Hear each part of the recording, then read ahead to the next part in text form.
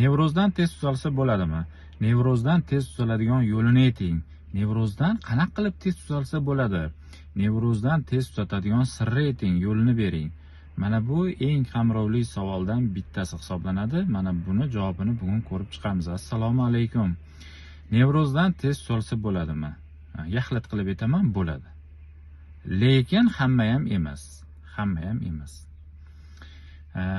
Insonlar bor, tez natija oladi, xalq tilida aytganda tez tuzaladi. Insonlar bor, o'rta darajada tuzaladi. Ya'ni juda ham tez ham emas, sekin ham emas, o'rta darajada. Endi insonlar bor, sekin tuzaladi.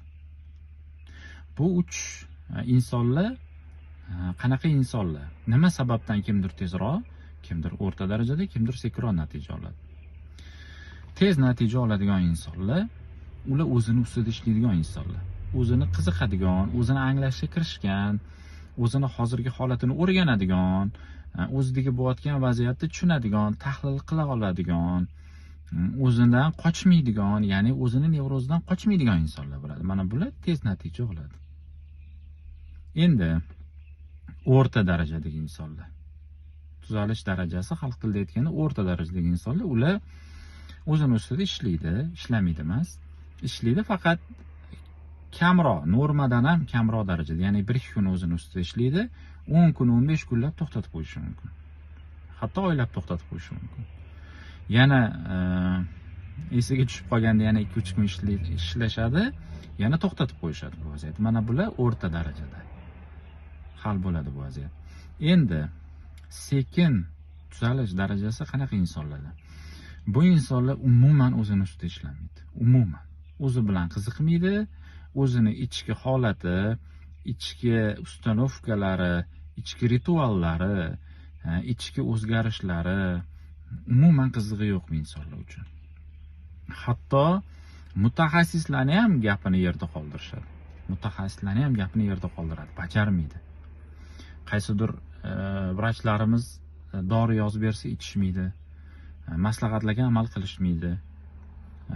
Qisqasi, o'zini ustida ishlash darajasi 0 demayman, lekin juda ham past. Mana bu insonlarning tuzalish jarayoni sekin bo'ladi. Endi nimani hal qiladi? 3 xil toifa deb qo'pol qilib insonlarni toifalarga ajratish sal xunukroq men uchun.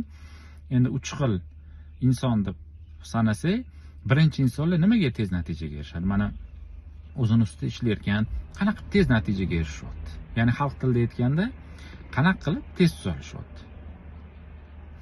Endi nimaga bu insonlar tez tuzaladi? Chunki bu insonlar tez o'zi nevrozini anglab yetar ekan. Tez o'zini nevrozini tushunib yetar ekan. Tez o'zini nevrozini o'rganar ekan. Tez uni hal qilish chora-tadbirlarini qo'llar ekan hayotda. Mana shuning uchun bular tez natija olar ekan. O'rta darajadagi insonlar ozgina ishlar ekan, o'zini ustida ozgina ishlar ekan, o'zini o'rganar ekan va ozgina to'xtatib qo'yar ekan. Yana ozgina ishlar ekan, o'rganar ekan, to'xtatib qo'yar ekan. Mana shuning uchun o'rta darajadagi insonlar sekin bilan tezni o'rtasida natija olar ekan. Endi sekin natija oladiganlar kimlar? Ular umuman o'zini ustida ishlamaydi, o'zini nevrozi bilan tanish emas, hatto tanishgisi ham kelmaydi, uni hal qilish yo'llarini ham qidirmaydi. Qisqasini aytganda, bo'lmaydi, qilib bo'lmaydi, iloji yo'qdan bu yoqqa o'ta olmaydi bu insonlar. Mana shuning uchun tuzalish jarayoni sekin bo'lar ekan. Siz qaysi holatdagi insonsiz?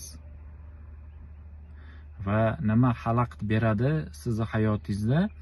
Birinchi tez tuzaladigan insonlarni safini birinchi o'rniga kirishga, ya'ni shu insonlarni birinchi sanab o'tgan tez tuzaladigan insonlarni safiga kirishga sizga nima to'sqinlik qiladi? Mana shuni o'ylab ko'rishingizni so'rab qolaman. Sog' salomat bo'linglar, yaxshiliklarda ko'rishaylik.